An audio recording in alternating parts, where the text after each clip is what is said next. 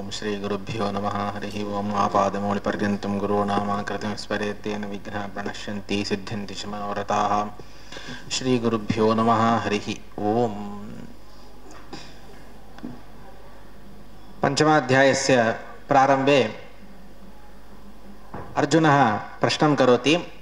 सन्यासं कर्मणां कृष्ण पुनर्योगं च शंससि यच्छ्रेय एतयोरेकं तन्मे ब्रूहि सुनिश्चितम्। पूर्वस्मिन् अध्याये भवता सन्यासः निरूपितः, कर्मणां योगश्च कर्मयोगश्च निरूपितः। एतयोर्मध्ये किं श्रेयः, कः अधिकः, यदधिकं तन्मया अनुष्ठीयते। कर्मयोगத்தையும் நீ பூர்வாத்தியாயத்தில் சொல்லியிருக்க, நிறைய அத்தியாயங்களில் நிறைய ஸ்லோகங்களில் சொல்லியிருக்க. சந்நியாசம் சந்நியாசம் அப்படின்னா என்ன? சந்நியாச ஆசிரமம் கிடையாது. சந்நியாசம் அப்படின்னா காம சங்கல்ப தியாகம், பலாபேட்சை அப்புறம் சங்கல்பம். இதம் அகம் கரோமி, இதை நான் தான் செய்கிறேன் அப்படிங்கிற ஒரு சங்கல்பம். இந்த காம சங்கல்ப தியாகம் அथवा சுவாதந்திர அபிமான தியாகம், இந்த ஒரு சந்நியாசத்தை நிரூபணம் நீ நிறைய ஸ்லோகங்கள் நீ பண்ணியிருக்க. கர்மயோகத்தையும் சொல்லியிருக்க. இந்த கர்மயோகம்னா என்ன? கர்மானுஷ்டானம், அதாவது ஸ்வஸ்வர்ணாசிரம விகித கர்மானுஷ்டானம். இந்த சந்நியாசம் மற்றும் இந்த கர்மயோகம், இந்த ரெண்டு மத்தியத்தில் எது சிரேஷ்டமானது? ஒருவேளை சந்நியாசம்தான் சிரேஷ்டங்கிற பட்சத்தில் அதே நான் அனுஷ்டானம் பண்ணுறேன்.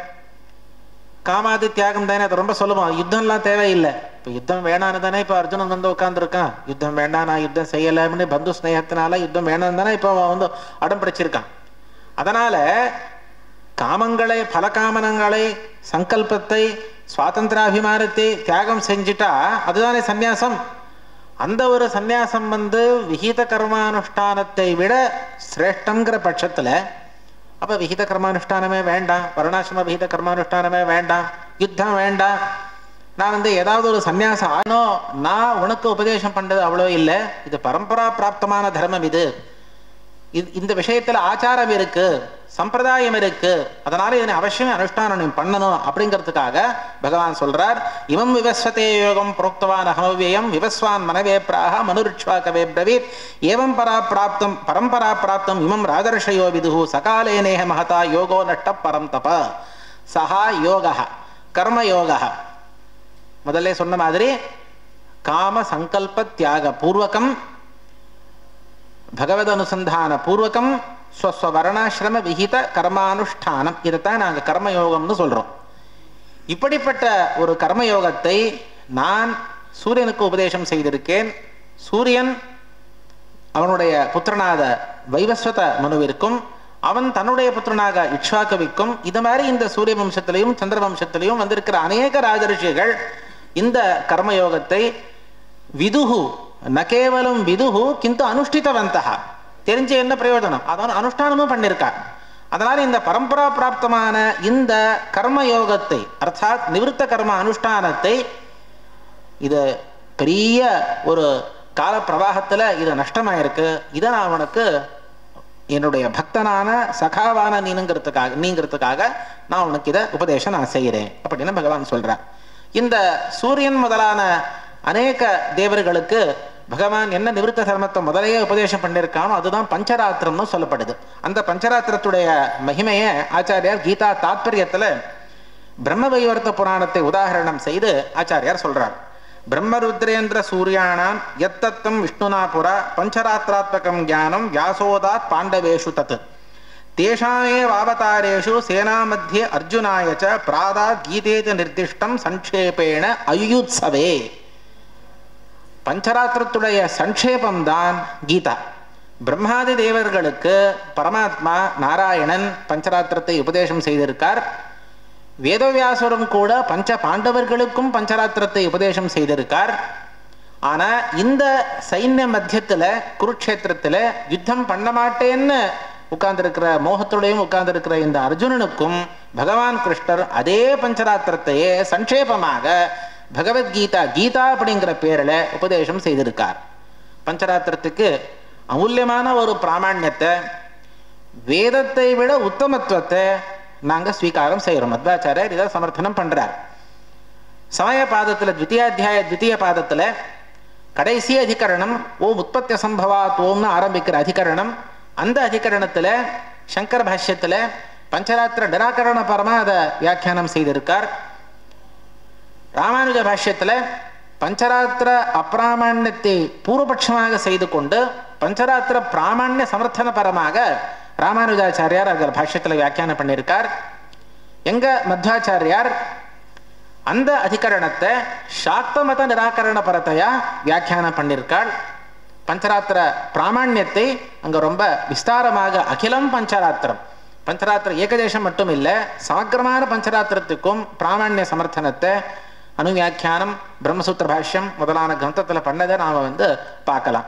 அப்படிப்பட்ட பஞ்சராத்திரத்துடைய சங்கேபமான கீதையைத்தான் நான் உனக்கு உபதேசம் பண்ணிட்டு இருக்கேன் அப்படின்னு சொல்லி பகவான் இங்க சொல்றார். அங்க அர்ஜுனன் கேட்டான், அபரம் பவதோ ஜன்ம பரம் ஜன்ம விவஸ்ததா கதமேதத் விஜானியாம் தொமாதோ புரோக்தவானிதி. இந்த ஸ்லோகத்து விஷயத்துல நிறைய ஆட்சேபங்களை சுவாமிகள் சொன்னார். அதே மாதிரி ஆட்சேபத்தைய எங்க பாஷ்யத்திலையும் டீக்காலையும் நாங்களும் பார்க்கலாம். இதே அர்ஜுனன் ஏன் இப்படி ஒரு பிரஷ்னத்தை கேட்கறான்? பவதா ஜன்ம அபரம் விவஸ்வதா ஜன்ம பரம், இப்படி ஒரு பிரஷ்னத்தை அர்ஜுனன் கேட்கவே கூடாது.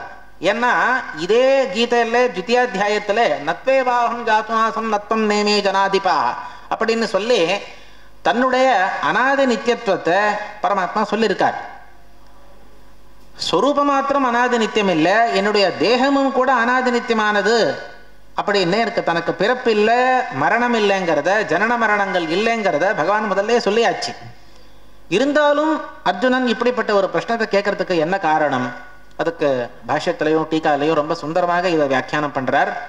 அர்ஜுனனுக்கு இந்த கேள்வியில் தாத்பரியம் இல்லை. அப்ப பவதா ஜன்ம அபரம் விவஸ்வதா ஜன்ம பரம் கதமேதத் பிஜானியாம், அந்த பிரஷ்னத்துடைய அபிப்பிராயம் அதுல ஒரு கூடமா இருக்கு. சாஸ்திரத்துல அங்கங்க நாம பார்க்கலாம், கூடாபிசந்திஹி சங்கதே அப்படின்னு சொல்லுவா. அபிசந்திய அபிப்பிராயத்தை கூடமா வச்சுட்டு பிரஷ்னத்தை வேற மாதிரி கேட்பா. அங்க ஆசயம் அஜானானஹா இவ உத்தரயதி சித்தாந்தி, அபிசந்தம் ஆவிஷ்கரோதி பூர்வபக்ஷி, விதிதாபிசந்திஹி சித்தாந்தி உத்தரமாக, இப்படி எல்லாம் இங்க சாஸ்திரத்துல அவதாரிகா கொடுத்துறத அவதரணிகா கொடுத்துறத அங்கங்க நாம பார்க்கலாம். ஒவ்வொரு இடத்துல அவிதிதாசயா இவ பிருச்சதி, அபிசந்திம் ஜானானோபி அபிசந்திம் பிரகடீகர்த்தும் பிருச்சதி, இப்படி எல்லாம் வாத கிரந்தத்துல அங்கங்க நாம பார்க்கலாம். இங்க அர்ஜுனுடைய அபிசந்தி என்ன அப்படின்னா, உன்னுடைய மாஹாத்மியம் பூர்வாத்தியாயங்களை நீ என்ன சொன்னியோ அந்த மாஹாத்மியங்களுக்கு ஜீவ வைலட்சண்யம் நீ என்ன சொல்லியிருக்கியோ அந்த வைலட்சண்யத்துக்கு நீங்க பிரமாணம் நீ சொல்லணும், யுக்திகளை நீ சொல்லணும். என்ன அப்படி ஒருவனுக்கு ஒரு மாஹத்மியம் இருக்கு? ஏன்னா பூர்வாத்தியாயங்கள்ல நீ பூஜ்யனானவன், நான் பூஜகனானவன். பூஜ்யம்னா இந்த சம்ஸ்கிருதத்தில் சொல்ற அந்த பூஜ்யம் சூன்யம் அப்படி அர்த்தம் இல்லை. பூஜிதம் யோக்யா பூஜ்யா, பூஜாம் யஹ கரோதி சஹ பூஜகः, ஜீவः பூஜகः, பகவான் பூஜ்யः. இத்தேவம் பூஜ்யத்துவ பூஜகத்துவ ரூபேண, பூஜ்யத்துவ பூஜகத்துவ என்கிற ரூபத்துல பேதத்தை வைலட்சண்யத்தை ஒரு தாரதமியத்தை பகவான் சொல்லியிருக்கார். அதே மாதிரி பூர்வாத்தியாயங்கள்ல தனக்கு சுதந்திர கர்த்திருவம், ஜீவர்களுக்கு அசுதந்திர கர்த்திருவம் பகவான் சொல்லியிருக்கார். இதுக்கெல்லாம் என்ன காரணம்? நீதான் சுதந்திர கர்த்தா, நான் பராதீன கர்த்தா, நீ பூஜ்யனானவன், நான் பூஜகனானவன். இப்படிப்பட்ட ஒரு ஜீவேஸ்வரர்களுடைய ஒரு வைலட்சண்யத்திற்கு தாரதமியத்திற்கு என்ன பிரமாணம், என்ன காரணம்? சாமான்யமா என்னன்னா, உனக்கு அப்படி என்ன மகத்துவம் இருக்கு? நீதான் பூஜ்யனாக இருப்பவன், நீதான் சுதந்திர கர்த்தாவாக இருப்பவன் அப்படின்னு சொல்றதுக்கு தேவையான மகத்துவம் உன்கிட்ட என்ன இருக்கு? இவ்வளவு அபிசந்தி அவன் மனசுல வச்சுக்கிட்டு அர்ஜுனன் இந்த மாதிரி ஒரு பிரச்சனத்தை கேட்டிருக்கான். அர்ஜுனுடைய அபிப்பிராயத்தை புரிஞ்சுக்கிட்டு பகவான் உத்தரம் பண்றார். தானியகம் வேத சர்வாணி நத்வம் வேத பரந்தப, சார்வஜ்ய அல்பஜ்யத்துவ ரூபமான விருத்த தர்மங்களை பகவான் சொல்றார். பகூனிமே வெத்தீதானி ஜன்மானி தபதார்ஜுன, எனக்கும் எவ்வளவோ ஜன்மம் இருக்கு, உனக்கும் எவ்வளவோ ஜன்மம் ஆயிருக்கு. ஜன்மன்னா என்ன? ஜனி பிராதுர்பாவே, ஜீவனுக்கும் அவ்வளவுதான். ஜீவனுக்கும் ஜன்மன்னா ஸ்வரூபத்துக்கு ஜன்மம் இல்லை, தேக பிராப்தி. ஆனா எனக்கு வெறும் பிராதுர்பாவம். ஜீவனும் கண்ணுக்கு தெரியறது இல்லை, ஜீவனும் கண்ணால பார்க்க முடியாது. தேகத்தை எடுத்து புதிய தேகத்தை அவன் அடையறப்போ அதைத்தான் அங்க ஜீவனுக்கும் கூட நாம ஜன்மம்னு சொல்றோம். வாசுதேவா சங்கர்ஷணோ நாம ஜீவோ ஜாயத்தே ஜாயத்தேன்னா என்ன? ஜனி பிராதுர்பாவே தேகயோகேன விவகாரபாஜனம் பவதி, பூமோ விவகாரபாஜனம் பவதி. இதுதான் ஜீவனுக்கும் ஜன்மம். அதனால உனக்கும் நிறைய ஜன்மம் இருக்கு, எனக்கும் பிராதுர்பாவம், எனக்கு புதிய தேக பிராப்தி இல்லை, நூதன தேக பிராப்தி எனக்கு இல்லை. ஆனா கேவல பிராதுர்பாவங்கிறது அவதாரங்கிறது எனக்கும் உண்டு. தானியகம் வேத சர்வாணி நத்வம் வேத பரந்தப. நீன்னா என்ன? நீ மட்டும் இல்லை, எல்லா ஜீவர்களும் அல்பஜரானவர்கள், நான் சர்வஜனாக இருப்பவன். இது உபலட்சணம். இது எனக்கு சார்வஜ்யமே முதலான நிறைய குணங்கள் உண்டு, உனக்கு அல்பஜத்தனே முதலான நிறைய தோஷங்கள் உண்டு. இப்படிப்பட்ட விருத்த குணதோஷங்கள் உனக்கும் எனக்கும் இருப்பதனால் உனக்கும் எனக்கும் பேதம் உண்டு. அது மட்டும் இல்லை, நீ பூஜகனாக தான் கடைசி வரைக்கும் இருக்கணும், மோட்சத்திலையும் நீ பூஜகனாக தான் நீ இருக்கணும், சேவகனாக தான் நீ இருக்கணும். நான் மோட்சத்திலையும் சரி சம்சாரத்திலையும் சரி நான் தான் பூஜ்யனாக சேவியனாக நான் ஒருவனே இருப்பேன். நீ பூஜகனாக அஸ்வதந்திர கர்த்தாவாகத்தான் சம்சாரத்திலும் இருந்தாகணும், மோட்சத்திலும் இருந்தாகணும். இந்த சர்வஜத்துவம் அல்பஜத்துவம் முதலான இந்த விருத்த தர்மங்களை அவிவக்ஷா மாத்திரேன ஐக்கியத்தை சொல்ல முடியாது, அனித்தியம்னு சொல்ல முடியாது. இந்த தர்மங்கள் எல்லாம் ஏஷ நித்தியோ மகிமா பிராமணஸ்ய சார்வஜ்ஞாத மகிமா, எல்லாமும் கூட பகவானுடைய மகிமா எல்லாம் நித்தியமானது, அபாத்தியமானது. சத்தியசோ அஸ்ய மகிமா, பரமாத்மனுடைய மகிமா சத்தியமானது, நித்தியமானது. வேதங்கள்லாம் நிறைய சொல்லுது. அதனால பகவானுடைய மகிமா சார்வஜ்ஞாத மகிமா ஆகட்டும், ஜீவனுடைய நீனே முதலான ஜீவர்களுடைய அல்பஜத்தனே முதலான தோஷங்களாகட்டும், இந்த குணதோஷங்கள் சாஸ்வதமானது, பரமார்த்த சத்தியமானது. இவங்களுக்கு இந்த குணதோஷங்களுக்கு நாசமும் இல்லை, பாதமும் இல்லை. அதனால பேதமும் சாஸ்வதமானது. சம்சாரத்திலையும் பேதம் உண்டு, உச்ச நீச்ச பாவம் உண்டு, மோட்சத்திலையும் நீச்சோச்ச பாவம் உண்டு, மோட்சத்திலையும் கூட சாமியம் இல்லை. எங்க சித்தாந்தப்படி நான் சொல்லிட்டேன், நான் போறேன். பரமத கண்டனம் எனக்கு உத்தேசம் இல்லை. ஆச்சாரியார் என்ன எங்க வியாக்கியானம் பண்ணிருக்காளோ அதைத்தான் நான் சொல்லிட்டே போயிட்டு இருக்கேன். கண்டன உத்தேசத்திற்கு நான் இதையும் நான் சொல்லலை. இப்படி தன்னுடைய ஜன்ம ரகசியத்தை சொல்லுவதன் மூலமாக இந்த பேதத்தை, தன்னுடைய பூஜ்யத்துவ சுதந்திர கர்த்திருவத்தை பகவான் இங்கே சமர்த்தனம் செய்வதற்காக அர்ஜுனன் என்ன அபிப்பிராயத்தில் பிரச்சனை கேட்டிருக்கானோ அந்த அபிப்பிராயத்தை அபிசந்திய தெரிந்து கொண்டு பகவான் இப்படி உத்தரத்தை கொடுக்கிறார். அப்படி அவனுக்கு ஜன்மானியும் சாதாரணமாக சொல்லிட்டார் இல்லையா, பகூனிமே வெதீதானி ஜன்மானி அப்படின்னா எப்படி நீ அஜன்னு சொல்லிருக்கியே, முதலே நீ நஜாயத்தே மிரியத்தேவா கதாச்சித் அஜோ நித்திய சாஸ்வதோயம் புராணா முதல்ல நிறைய சொல்லியாச்சு. இப்போ ஜன்மானி ஜன்மானின்னு சொல்றியே எப்படி? அதுக்கு பகவான் விவரணம் பண்றார். அஜோபி சன் அவ்யயாத்மா பூதானாம் ஈஸ்வரோபி சன் பிரகிருதிம் சுவாம் அதிஷ்டாய சம்பவாம் ஆத்ம மாயையா. ராமானுஜ பாஷ்யத்து பிரகாரம் அழகா வியாக்கியானத்தெல்லாம் சொன்னார். எங்க ஆச்சாரியம் பிராயா அதே மாதிரியான வியாக்கியானங்களை செய்கிறார். ஒவ்வொரு பதங்களுக்கு வேற மாதிரி வியாக்கியானத்தையும் செய்கிறார். அஜஹா அவ்யயாத்மா, ஆத்மா அப்படிங்கிற சப்தத்துக்கு நாங்களும் கூட இங்க தேகம்னு வியாக்கியானம் செய்யறோம். அவ்யயாத்மா நாசரகிதமான தேகத்தை உள்ளவன், அதாவது என் தேகமும் கூட நாசமற்றது. ஜீவர்களுக்கு ஸ்வரூபத்துக்கு நாசம் இல்லை, ஆனா தேகத்துக்கு நாசம் உண்டு, ஜன்மம் உண்டு. ஆனா என்னுடைய தேகத்துக்கும் கூட நாசம் இல்லை. அப்படின்னா அஜஹா அப்படிங்கிறது அதே மாதிரி தான் வியாக்கியானம் பண்ணணும். அவ்யயாத்மாங்கிறது எப்படி நாசரகிதமான சரீரமுடையம்னு வியாக்கியானம் பண்ணோமோ அதே மாதிரி தத் பிராய பாடாத் அஜா அப்படிங்கிற சப்தத்துக்கும் ஜன்மரகிதமான தேகத்தே உள்ளவன், அதாவது என்னுடைய தேகத்துக்கும் என்னுடைய தேகத்திற்கு சொரூபத்துக்கு மட்டும் இல்லை, என்னுடைய தேகத்திற்கும் கூட ஜன்மமும் இல்லை, நாசமும் இல்லை. ஆத்மாயா சம்பவாமி, மாயா அப்படிங்கிற சப்தத்துக்கு ஆச்சாரியார் சொன்னார், மாயா அப்படின்னா மாயா வயுனம் ஞானம். மாயா சப்தத்துக்கு ஞானம் அப்படிங்கிற அர்த்தம் உண்டு. மாயா அப்படிங்கிற சப்தத்துக்கு அநேக அர்த்தங்களை அங்கங்கே இங்க ஆச்சாரியார் சொல்லியிருக்கார். மாயா அப்படிங்கிற சப்தத்துக்கு இச்சான்னு ஒரு அர்த்தம் இருக்கு. மகாமாயே தவித்யேத்திய நியதிர் மோகினீதிச்ச நிறைய சப்தங்களை சொல்லி கடைசியில் தவேச்சா அனந்த கத்தியதே, ஹே அனந்த தவேச்சா ஏதைஹி சப்தைஹி கத்தியதே அப்படின்னு பகவானுடைய இச்சா, எல்லாருடைய இச்சாம் இல்லை, பகவானுடைய இச்சைக்கு மாயாம்னு ஒரு சப்தம் இருக்கு. அதே மாதிரி மாயா அப்படிங்கிற சப்தத்திற்கு ஞானம் அப்படிங்கிற அர்த்தத்துக்கும் கூட ஆச்சாரியார் இங்க வேற ஒரு பிரமாணத்தையும் கூட கீதா பாஷ்யத்துல உதாரணம் பண்ணியிருக்கார். கேதுஹு கேதஹா சிதிஹி சித்தம் மதிஹி கிரதுஹு மனிஷா மாயா இது பிரக்ஞா நாமானி. பிரக்ஞா அப்படின்னா ஞானம், அந்த ஞானத்துக்கு இப்படிப்பட்ட பெயர்கள் உண்டு அப்படின்னு சொல்லி மாயா அப்படிங்கிற சப்தத்துக்கு ஞானம்னு அர்த்தம் உண்டு. மாயா சப்தத்துக்கு சக்தின்னு கூட அர்த்தம் உண்டு. இந்திரோ மாயாபிகி புரரூப ஈயத்தே. அந்த இடத்துல மாயா அப்படிங்கிற சப்தத்துக்கு பிரகிருத்தின்னு ஒரு வியாக்கியானம் பண்ணிருக்க, சக்தின்னு ஒரு வியாக்கியானம் பண்ணியிருக்காள். அதே மாதிரி மாயா அப்படிங்கிற சப்தத்துக்கு பிரகிருத்தின்னு அர்த்தம் உண்டு, ஜட பிரகிருத்தின்னு அர்த்தம் உண்டு, சித் பிரகிருத்தின்னு அர்த்தம் உண்டு. அதே மாதிரியாக வாசுதேவ சங்கர்ஷண பிரத்யும்ன அனிருத்தான்னு இந்த சதுர்வியூகம் சொல்றோம் இல்லையா, அந்த சதுர்வியூகத்துல வாசுதேவனுடைய பாரியா அவளுக்கு மாயான்னு பேர் இருக்கு. லட்சுமி தேவியோட ரூபங்கள் மாயா, கிருதி, சாந்தி அப்படின்னு லட்சுமி தேவியோட ரூபங்கள் இருக்கு. வாசுதேவனுடைய பாரியாவுக்கு மாயான்னு பேர், சங்கர்ஷனுடைய பாரியாவுக்கு ஜயான்னு பேர், பிரத்யும்னுடைய பாரியாவுக்கு கிருத்தின்னு பேர், அனிருத்தனுடைய பாரியாவுக்கு சாந்தின்னு பேர். பகவான் எப்படி அநேக ரூப வியூகங்களை பகவான் எப்படி ஸ்வீகாரம் பண்றாரோ அதே மாதிரி பகவானுடைய பத்னி லக்ஷ்மி தேவியும் கூட இது மாதிரி அநேக ரூபங்களை எடுத்துக்கிறார். இந்த மாதிரி மாயா சப்தத்துக்கு அநேக அர்த்தம் உண்டு. இங்க ஆத்ம மாயாந்திர ஆத்ம ஜானேன ஆத்ம இச்சையா நது கர்மபிகி. நான் பூமியில வர்றது அவதாரம் பண்றதுங்கிறது கர்ம வசத்தினால இல்லை, பிராரப்த கர்ம வசத்தினால நீங்கள்லாம் எப்படி பிறக்கிறீங்களோ அப்படி நான் பிறக்கல.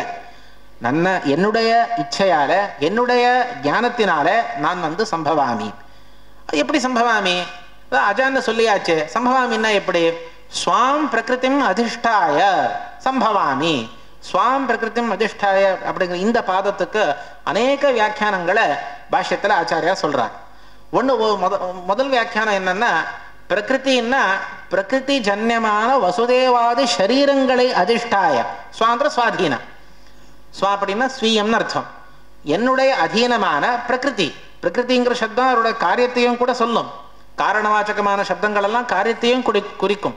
பிருத் அப்படிங்கிற சப்தம் கடத்தையும் சொல்லும், லட்சணா இல்லை. பிரகிருதி சப்தத்திற்கு பிரகிருதியின் மூலமாக பிறந்திருக்கக்கூடிய வசுதேவாதிகள், வசுதேவா, தேவகி, இல்ல தசரதா, கௌசல்யா, ஜமதக்னி, ரேணுகா, பராசரா, சத்யவதி, இவாளுடைய சரீரம் இருக்கே, இவாளுடைய சரீரம்ல பிரகிருதிஜா பிராகிருத்தமான சரீரங்கள். அவளுடைய சரீரம்னா அப்ராகிருத சரீரம் இல்லை. அந்த பிராகிருத்தமான சரீரங்களை அதிஷ்டாய தானி சரீராணி பிரவிஷ்ய, அந்த சரீரங்களை நான் பிரவேசம் செய்து சம்பவாமி பிராதுர்பவாமி. பிரகிருதிம் ஸ்வாம் அதிஷ்டாய சுவாதீனமான வசுதேவாதி சரீரங்களை பிரவேசித்து அவர்களில் முதல் சன்னிதானம் செய்து, நீங்க பாகவதத்துல ஸ்பஷ்டமா நீங்க பார்க்கலாம். கபிலநாமகனாக பரமாத்மா அவதாரம் செய்யும் பொழுது முதல் கர்தம பிரஜாபதியில முதல்ல சன்னிதானம் பண்றார். அதை கர்தம பிரஜாபதி அதை அனுபவிக்கிறார். தன்னுள்ளே பரமாத்மா ஆவேசம் செய்திருக்கார் அப்படிங்கிறத கர்தம பிரஜாபதியும் கூட அனுசந்தானம் பண்ணியிருக்கார். நீங்க பாகவத திருத்திய ஸ்கந்தத்துல நீங்க பார்க்கலாம். அதே மாதிரி கஷ்யப ரிஷிகள் மூலமாக வாமனனாக அவதாரம் செய்யும் பொழுதும் அஷ்டமஸ்கந்தத்துல நீங்க பார்க்கலாம். அந்த கஷ்யப ரிஷிகள்ல பகவான் முதல்ல சன்னிதானம் செய்து அதிதி கர்ப்பத்துல பிரவேசம், கர்ப்பவாசாதி துக்கம் இல்லை, சர்வவியாப்தனாக இருக்கிறவங்க கர்ப்பத்தில் இருக்கிறதும் கஷ்டம் ஒன்றும் இல்லை. அதனால அதிதி கர்ப்பத்துல வாசம் செய்து 9 மாசம் வாசம் செய்து பரமாத்மா வாமனனாக பிராதுர்பாவம் செய்கிறார். அதே மாதிரியே வசுதேவ தேவகி ஆகட்டும், தசரத கௌசல்யா ஆகட்டும், எல்லாருடைய பிராகிருத சரீரங்களில் நான் பிரவேசம் செய்து, விசேஷமாக பரமாத்மா வியாப்தனாக இருந்தாலும் ஒரு விசேஷ ரூபத்துல விசேஷ அம்சத்துல பிரவேசம் செய்து அனந்தரம் நான் பிராதுர்பவாமி, நான் பிராதுர்பாவம் ஆகிறேன். அதனால சம்பவாமி சம்பூதா இது பிரம விஷயோ பவாமி. வஸ்துதா என்னுடைய சம்பவங்கிறது பிராதுர்பாவம் தான். ஆனா சாதாரணமாக வேற ஜீவர்களுக்கு என்ன ஜன்மமோ அப்படிப்பட்ட ஜன்மந்தான் எனக்கும் அப்படின்னு சொல்லி உங்களுக்கு பிரம வருது. சம்பவாமி சம்பூதா தேகயோகேன சம்பூதா இது பிரம விஷயோ பவாமி. இது ஒரு வியாக்கியானத்தையும் ஆச்சாரியார் செய்கிறார். இன்னொரு வியாக்கியானம், ஸ்வாம் பிரகிருதிம் அதிஷ்டா. இப்படி பண்றதுக்கு என்ன பிரயோஜனம்? என்ன? வசுதேவாதி சரீரத்துல பிரவேசம் செய்து இப்படி ஒரு அவதாரம் செய்யறதுக்கு பிரயோஜனம் என்ன? சுலபமான பதில் தான் இதுக்கு. ஸ்வாம் பிரகிருதிம் அதிஷ்டாய. பிரகிருத்தின்னா ஸ்வபாவம்னு அர்த்தம் இருக்கு.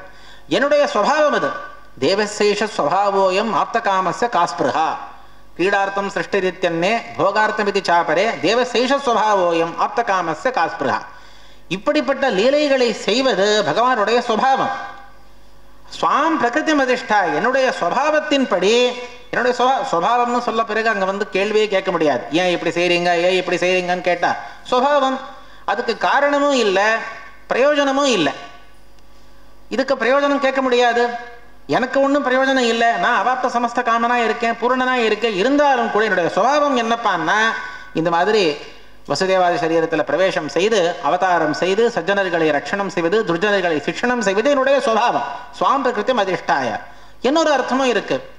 ஸ்வாம் பிரகிருதிம் ஸ்வாம் ஸ்வாதீனாம் பிரகிருதிம் துர்காரூபாம் அதிஷ்டாய சம்பவாமி பிரம விஷயோ பவாமி சம்பூத இது பிரம விஷயோ பவாமி. தமோகுணத்துக்கு அபிமானியாக துர்காதேவி இருக்கா. ஸ்ரீ பூ துர்கான்னு சொல்றோம். சப்தகுண ரஜோகுண தமோகுணம் 3 குணம் இருக்கு, 3 குணம் இருக்கு. சப்தகுணத்துக்கு ஸ்ரீ அபிமானி, ரஜோகுணத்துக்கு பூ அபிமானி, தமோகுணத்துக்கு துர்கா அபிமானி. அந்த துர்காவின் மூலமாக துர்காவினால் அபிமன்யமானமான அந்த தமோகுணத்தின் மூலமாக உங்களுக்கு நான் பிரமங்களை நான் கொடுக்கிறேன். பிரமத்துக்கு காரணம் தமோகுணம். தமோகுணத்துக்கு நியாமக்களாக இருப்பவள் என்னுடைய பத்னியா இருந்த பிரகிருதி. யாரு? துர்கா. ஸ்வாம் பிரகிருதி. பிரகிருதிங்கிற சப்தத்துக்கு பாரியான்னு அர்த்தம் இருக்கு, சக்திங்கிற சப்தத்துக்கும் பாரியான்னு அர்த்தம். சக்கியத்வா சக்தி நாமான பாகவத தாத்பரியத்தில் ஆச்சாரியார் சொல்றார். பரமாத்மனுடைய சக்திக்கு விஷயமாக இருப்பதனால் பரமாத்மனுடைய பாரியையான ஸ்ரீபூ துர்கா இந்த 3 பேரையும் சக்தின்னு கூப்பிடுறா, பிரகிருத்தின்னு கூப்பிடுறா, மாயான்னு கூப்பிடுறா. அதனால ஸ்வாம் பிரகிருதி அதிஷ்டாய அந்த தமோகுணத்தின் அபிமானியான துர்கையின் மூலமாக தமோகுணத்தின் மூலமாக உங்களுடைய பிரமத்துக்கு நான் விஷயனாகிறேன். உங்களோட பிரமத்துக்கு காரணம் தமோகுணம். தமோகுணத்துக்கு அபிமானியான துர்கா ரூபியான லக்ஷ்மி மூல காரணமாக உங்க பிரமத்துக்கு நானே இருக்கிறேன் அப்படின்னு சொல்லி இந்த ஸ்லோகத்தை வியாக்கியானங்களை நான் பார்க்கலாம். பிறகு இருக்கிற ஸ்லோகங்கள் சுலபமான ஸ்லோகங்கள் தான். யதா யதாஹி தர்மஸ்ய கிளானிர்பவதி பாரத அபியுத்தான தர்மஸ்ய ததாத்மானம் ஸ்ருதாமியம். ஸ்வப்பிரயோஜனம் இல்லை, ஆனா பரப்பிரயோஜனம் இருக்கு. பரித்ராணாய சாதுனாம் விநாசாய ச துஷ்கிருதாம் தர்ம சம்ஸ்தாபனார்த்தாய சம்பவாமி யுகே யுகே. சாதுனாம் பரித்ராணாய துஷ்கிருதாம் விநாசாய யுகே யுகே சம்பவாமி தர்ம சம்ஸ்தாபனார்த்தாய சம்பவாமி. ஆச்சாரியார் இங்க ஒரு பிரச்சனை பண்றாரு. இது அங்கிருந்தே செய்யலாமே, இங்க ஏன் வரணும்? இது சாமான்யமா எல்லாருமே கேட்கக்கூடிய கேள்விதான்.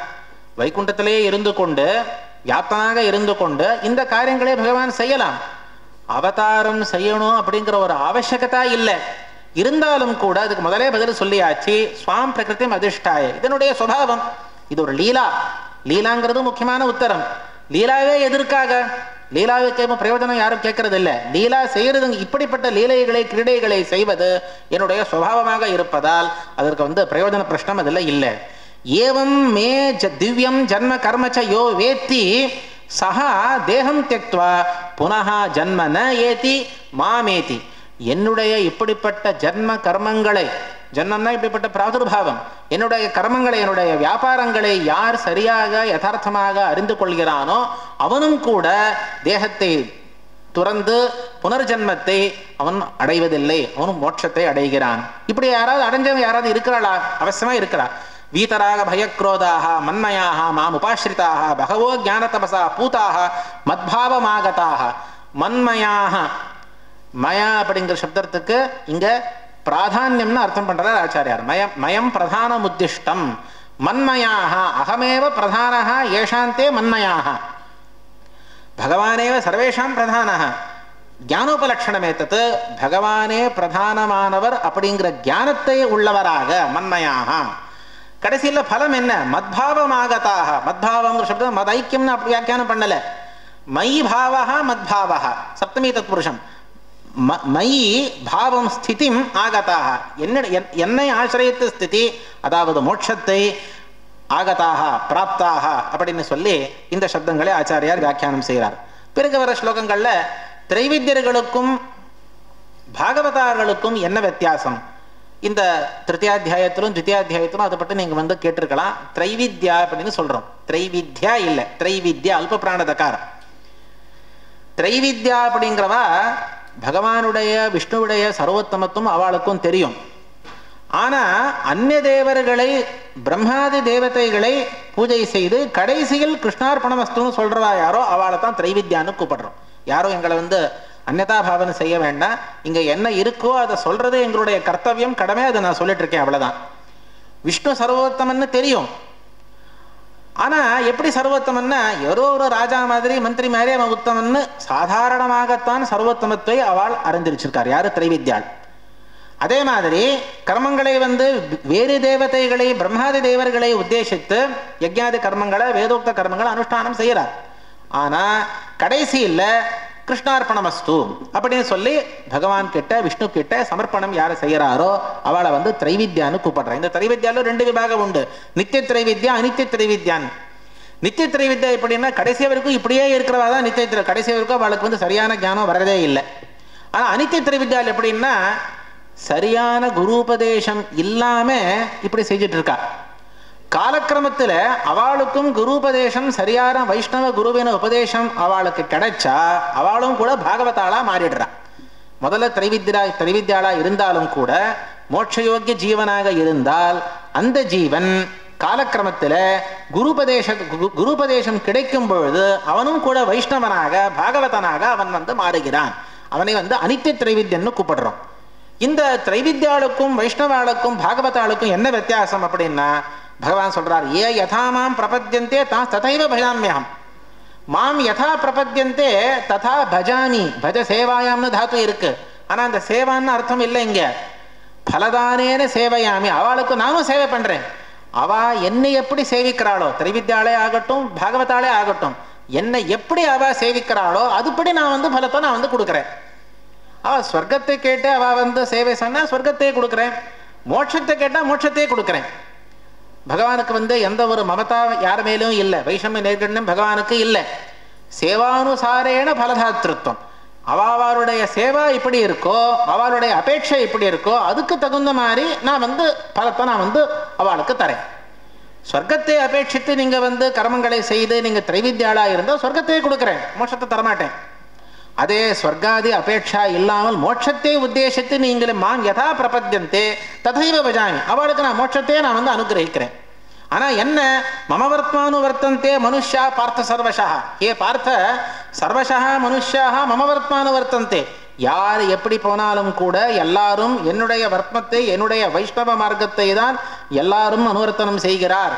ஏன்னா எந்த தேவதையை பூஜை செய்தாலும் அந்த தேவதையுடைய அந்தர்யாமிக நான் தானே இருக்கிறேன்.